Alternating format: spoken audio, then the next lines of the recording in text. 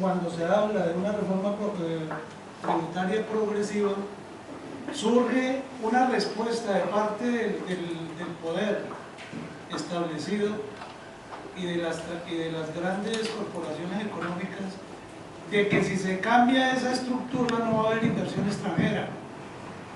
Y ahí para la discusión. De hecho, si uno mira los sectores más progresistas de Costa Rica, no plantean agresivamente el asunto de la reforma tributaria, sino que incluso se conforman con negociaciones tributarias muy pálidas, como la pasada, por ejemplo, que se negoció entre el gobierno y finalmente, incluso siendo muy pálida, la Sala Constitucional la terminó tumbando.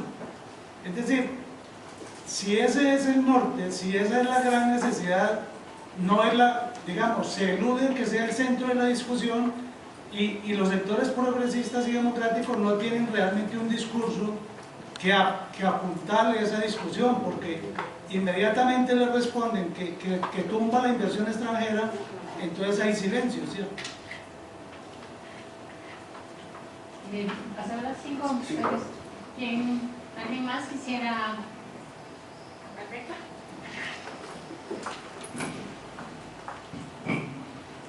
Muchas gracias.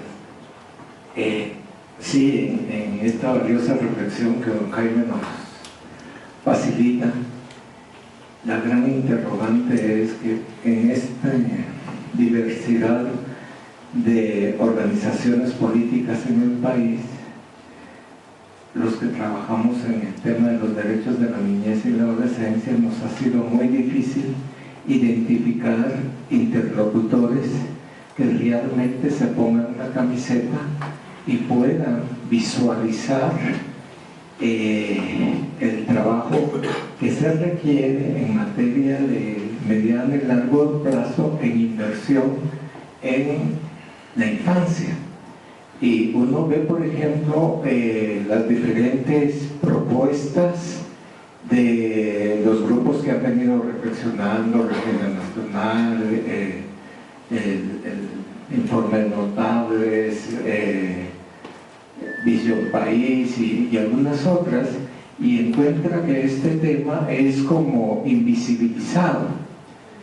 Y esa es una de las preguntas que nos hacemos, porque cuando uno habla con el sector político, para todos es importante la niñez, pero de esa declaración a la concreción queda un gran vacío. Y desde lo que usted ha analizado, ¿cómo se podría posicionar ese tema? ¿Denis?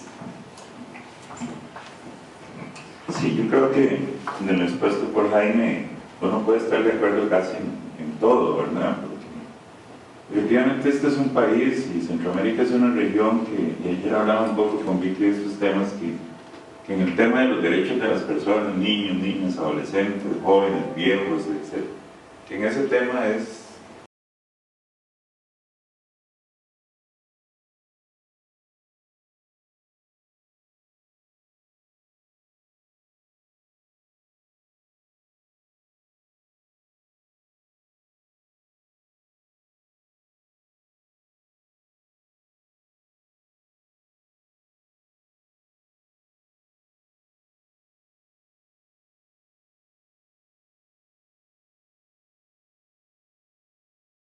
convención ratificada por este país que dice que tiene derecho a una vida digna, que tiene derecho a la educación, que tiene derecho a la salud, que tiene derecho a un desarrollo. Eso es absolutamente declarativo. Bueno, ¿por qué es declarativo? Jaime decía, bueno, aquí tenemos un problema que ahora frente a la propuesta de solución, que es la atomización, la poca falta de cohesión, digamos, política para tener un instrumento de poder que efectivamente diga, vamos a hacer eso. Yo pienso que ahí hay un grave problema, pero el problema que permite eso es que hoy está entronizado un grupo de poder que controla todo, ¿verdad? Que controla todo. Estamos en un régimen de democracia, ¿verdad? Que ahora se acentúa con una declaración de notables y con dos notables próximos a llegar a ser magistrados de la República, ¿verdad? Entonces, qué difícil entonces el planteamiento de esto. Yo en específico creo que el tema de la reforma tributaria es fundamental. Durante muchos años hemos luchado por generar una reforma tributaria en este país que de verdad levante 10-15%, por lo menos, el componente de la canasta tributaria. La pega está aquí, que ese grupo de poder que hace la declaración, el discurso declarativo de derechos, ni a palos quiere que se haga la reforma tributaria, porque la reforma tributaria implica quién paga ese crecimiento, ¿verdad? Y cómo se manejan esas cosas. Vos me decías, direccionamiento específico, canasta amplia para poder seguir yo metiendo la mano donde la quiera meter y poder seguir montando escenarios de orden asistencialista con fines politiqueros. Y cuando te referías, por ejemplo, al tema de la educación, eso es fundamental en este país. Ahí señalabas algunos temas como, por ejemplo, un componente extracurricular como elemento de retención de los niños. Yo estoy totalmente de acuerdo con los puntos que has señalado. Ahora no estoy de acuerdo que sea extracurricular, yo creo que debe formar parte de la currícula educativa, porque cuando la banda o el grupo de teatro o el grupo de pintura se convierte en un elemento extracurricular, se empieza a ser discriminatorio, se empieza a generar eso, porque yo entro a la banda si puedo comprar el tambor y puedo comprarme el uniforme y puedo pagar la buceta que me lleva de viaje, y no, eso debería estar a costa de la inversión de la educación en este país. Entonces, yo efectivamente pienso, en algún momento te interpreté, pero no sé si te interpreté mal, que la definición de políticas económicas deberíamos definir las políticas sociales. Yo pienso que es al revés. Definamos lo social, lo político de este país y planteamos las políticas económicas, ¿verdad? Porque si no, lo social va a seguir dependiendo de lo económico, y por lo menos en mi pensamiento no debe ser así, ¿verdad? Tiene que haber un direccionamiento. Yo quiero un país así, y entonces para tener un país así yo tengo que invertir así, o desarrollarme así, o gastar así, en fin, todo este tipo de cosas. Yo sí creo que hay elementos engañosos en nuestra sociedad. El tema del crecimiento económico de este país, yo no sé si es crecimiento económico, yo más bien creo que hay una burbuja ahí, ¿verdad? Hay una burbuja que nos engaña, que somos un país que crece económicamente. Los 5 años anteriores al Tratado de Libre Comercio fueron crecimientos sostenidos del 6%, digamos, como promedio. Y yo no vi esa riqueza ni la redistribución de esa riqueza en este país. Entonces, creció el país económico.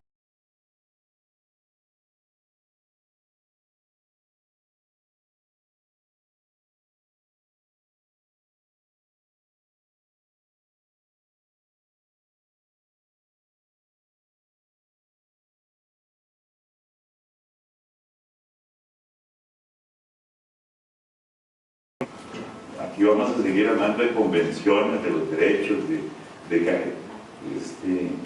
de discursos de derechos, yo le decía a Vicky, mire, aquí esto se ha manejado tan eficientemente por la gente que controla el poder, que se hace un Código Nacional de Niñez y Adolescencia, donde se establece en el Código Nacional de Niñez y Adolescencia el derecho entre comillas, de que nuestros adolescentes trabajen.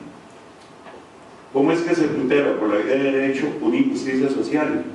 Una persona de 15 a 18 años no debe tener derecho a trabajar. El derecho fundamental debe desarrollarse, estudiar, estar en pleno. Pero entonces le dicen, ¿verdad? Démosle el derecho a que trabaje. Y un niño atrapado en el consumismo, un adolescente nuestro, en la disyuntiva de ganarme 1000 colones para poder ir a una tienda que da las tenis de moda a pagos y seguir en una escuela aburrida, va a escoger el poder comprar la tenis a pago.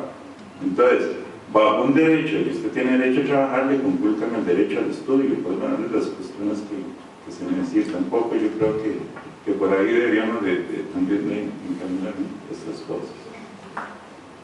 Sí, tenemos dos, una Carmen María y Laura. Luego daríamos la palabra para que Jaime y responda. Lo que estamos proponiendo es que Jaime termine, en el caso que se tenga que retirar, lo lamentamos mucho, pero también podemos continuar nosotros la discusión y después el juez. Bueno, yo la pregunta que le hago al señor Jaime es un poco en orientación a lo que decía Virginia. El umbral del ciudadano y el umbral de la ciudadanía nos habla de 3 aspectos, ¿verdad? del acceso a los derechos. Para ser ciudadano tiene que tener claramente ese acceso a los derechos. ¿Qué pasa o cómo se le llama a aquellos que no tienen ese acceso? Este es el umbral del ciudadano, pero nunca se habló de cuál es el concepto de aquel que no entra en estas categorías. ¿Qué nombre tiene? La mía es muy sencilla. Cuando mencionaste los 3 secretos para la manutención escolar, por supuesto, subyace las transferencias condicionadas, ¿verdad? Que no crees, pero complementariamente tendría que estar esa política universal de educación con esos 3 elementos para que estas transferencias condicionadas funcionen. Entonces, quería justamente oírte básicamente con respecto a las transferencias económicas condicionadas, y 2, los espacios de participación que en este momento tienen nuestros niños, niñas y adolescentes, y la escucha que no tiene los partidos políticos, ni el gobierno, ni ningún otro espacio político. Muy bien, vamos a ver. Estos son tan interesantes que tendrían que ser un lugar como para otra charlita, pero en primer lugar, sobre la reforma tributaria que planteaba, ¿qué se me hizo el señor? Darío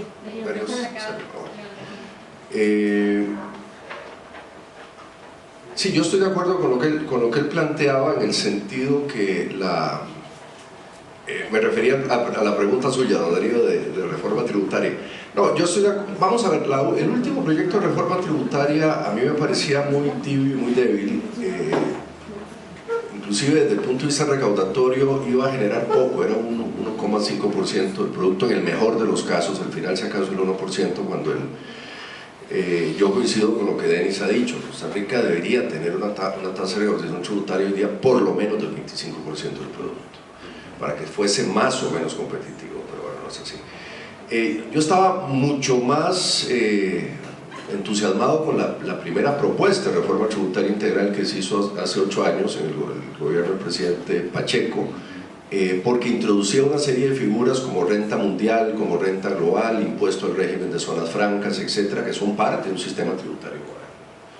Es decir, ¿qué significa el régimen de renta mundial? Que una empresa o un ciudadano que tributa en Costa Rica tributa por todos los ingresos que genera en territorio costarricense y fuera de Costa Rica.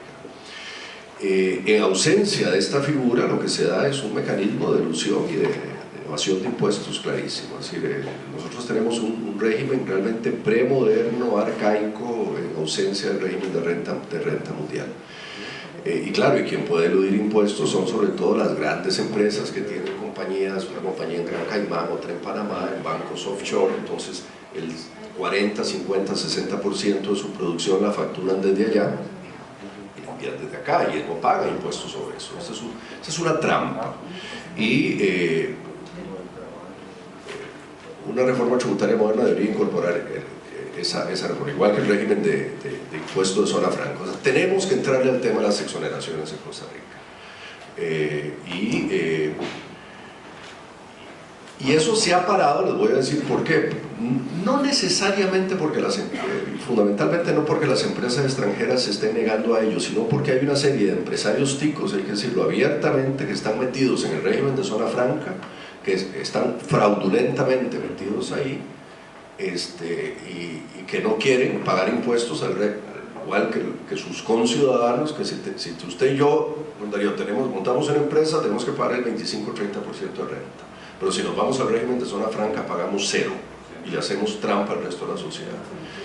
Para las empresas, las grandes empresas transnacionales, en realidad el tema de pagar o no les genera mayor problema. Inclusive muchas de ellas les serviría pagar acá, por una razón muy simple, porque ellas sí vienen de países donde tienen el régimen de renta mundial, no de renta territorial. Entonces si pagan acá, no pagaría en el IRS de los Estados Unidos, una empresa estadounidense, no pagaría en la administración tributaria francesa o alemana o en la canadiense, etcétera. Entonces en esto vamos a tener que realmente hacer un enorme esfuerzo, y yo creo que hay un sector empresarial en el país que decirle: señores, Si ustedes quieren seguir teniendo sus empresas en un país que funcione, paguen impuestos para que el país siga funcionando. Si no es posible creer que tenemos empresas de primer mundo en un país que paga impuestos de tercer mundo.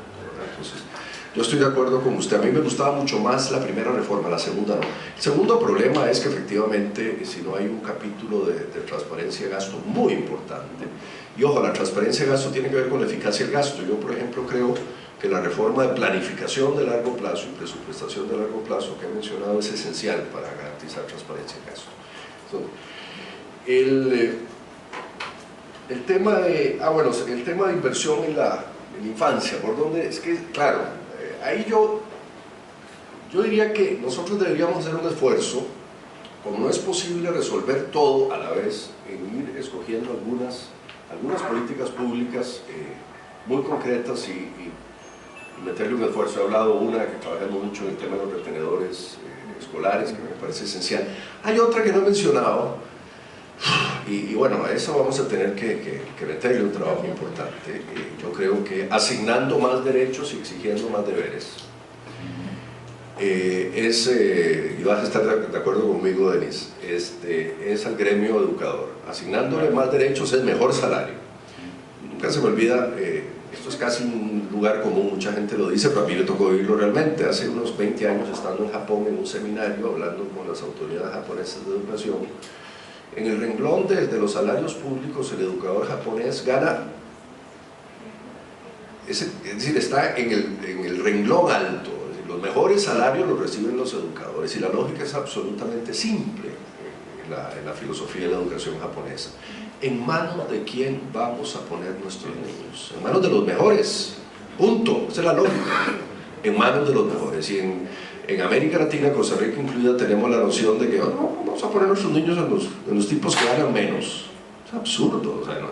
Entonces yo creo que el sector educador nuestros educadores deben estar mucho mejor pagados, con mucho mayor cantidad de incentivos. Y ojo, eso sí, efectivamente hay que revisar cuidadosamente el tema de los deberes y las obligaciones, ¿verdad? Yo creo que ahí se nos ha ido las manos en una serie de temas, ¿verdad? Bueno, yo soy educador, bueno, yo soy profesor de la Universidad de Costa Rica, estoy en ese mundo. Yo trabajaría algún 2 o 3 grandes temas, ¿verdad? La agenda nacional, el grupo que me toca coordinar, si hay varios refiriendo, está el grupo de los notables, está el Vía Costarricense de Figueroa, está el grupo que nosotros movemos, el de la agenda nacional. En el capítulo que vamos a lanzar el próximo mes vienen 10 grandes propuestas en materia de educación pública, y vamos a lanzarlo, y vamos a hacer una serie de actividades. Vamos a ir de todos los gremios de educadores de nuestro país a tener un diálogo en el gobierno, en la Asamblea Legislativa, porque eso es vital para el país, nos parece. Denis plantea una pregunta, vamos a ver, ¿qué hacemos en un país tan fraccionado políticamente, con un músculo político tan débil? Porque todos los partidos tienen un músculo político tan débil, donde ya no existen grandes planes de largo plazo de Estado.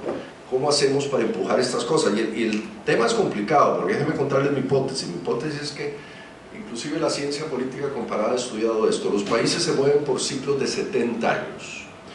Costa Rica hizo las grandes reformas de nuestra República Liberal en 1870, a partir de Tomás Guardia y todas las grandes reformas que conocemos en 1870.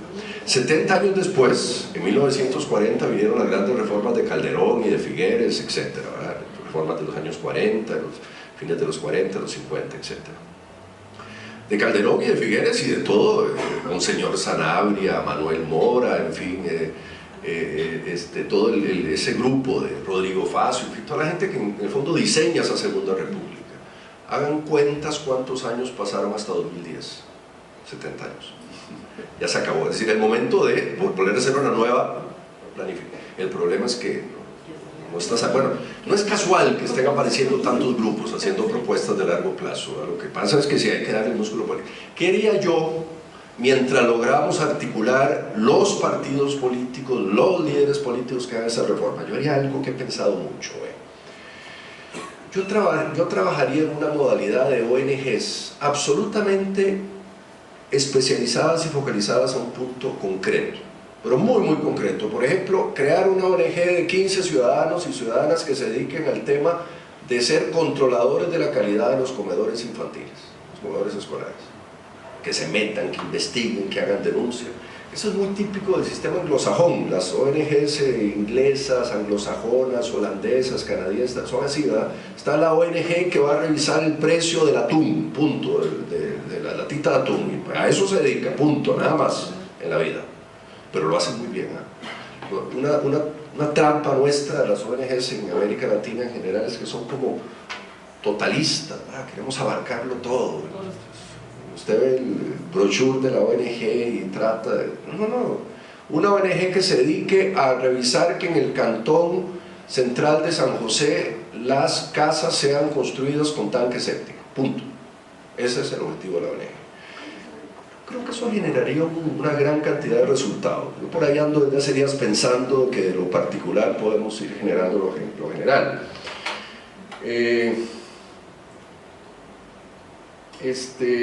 Bueno, sí, el tema de las políticas,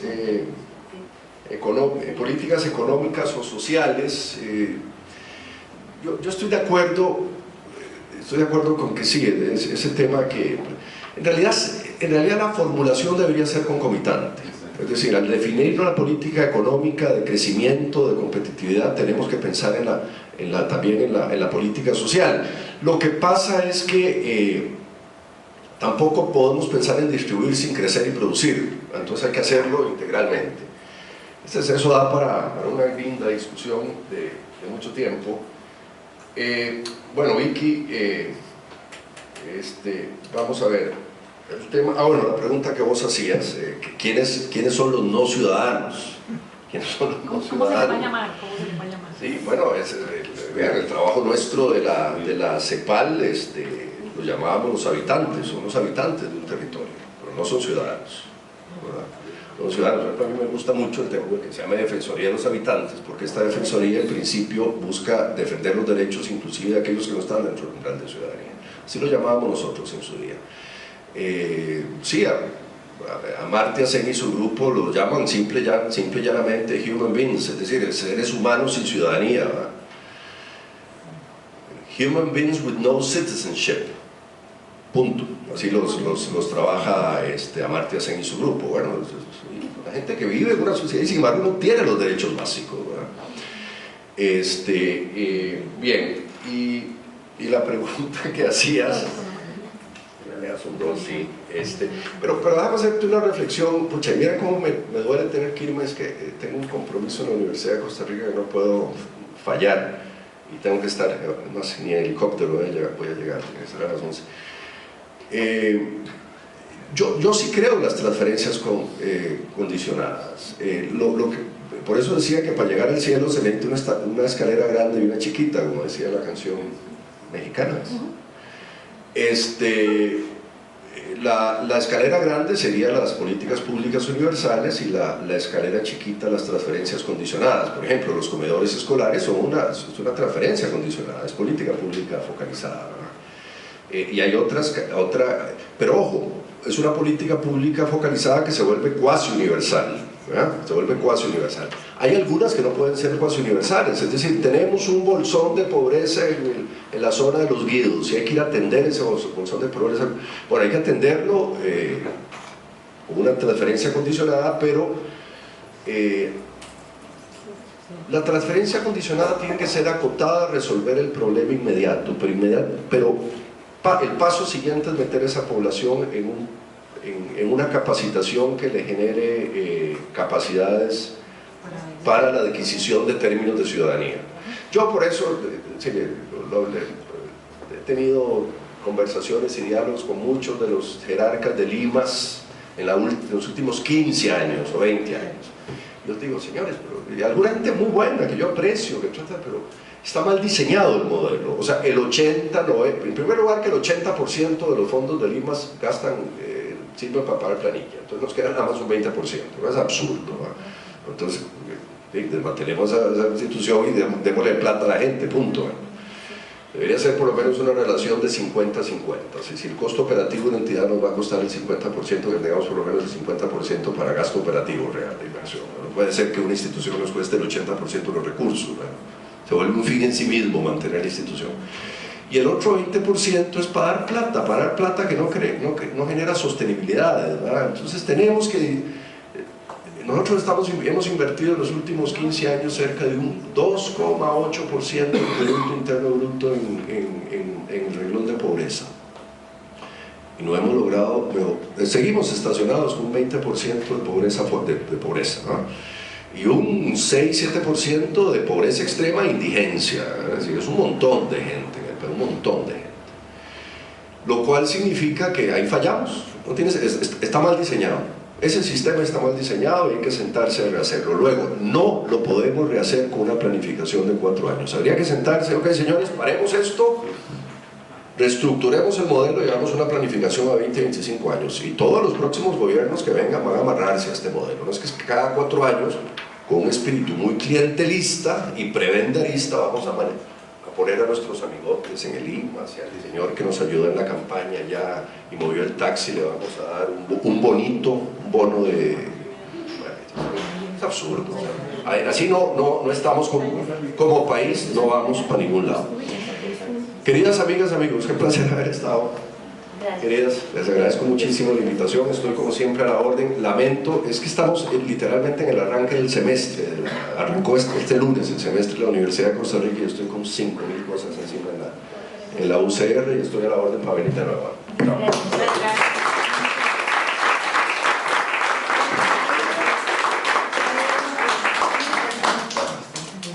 Don Jaime, su correo electrónico, porque como ciudadana y profesional que trabaja en el IMA, sí me gustaría enviarle los datos reales de cuánto es lo que invierte la institución en su recurso humano y cuánto le queda para... Hoy es superior al 20% hoy día. Sí, señor, entonces me encantaría. Bueno, eso me encantaría leerlo porque hasta sí, hace 3 o 4 años eran... No. Sí, entonces, su correo electrónico. Mire, se lo voy a dar. Le voy a dar 2. Sí. El más fácil es Ordóñez, como mi apellido con N, Ordóñez, más bien Ordóñez @ICG, Instituto Sede Centroamericano de Gobernabilidad, ICG, web, webgrande.org. Sería una linda sorpresa.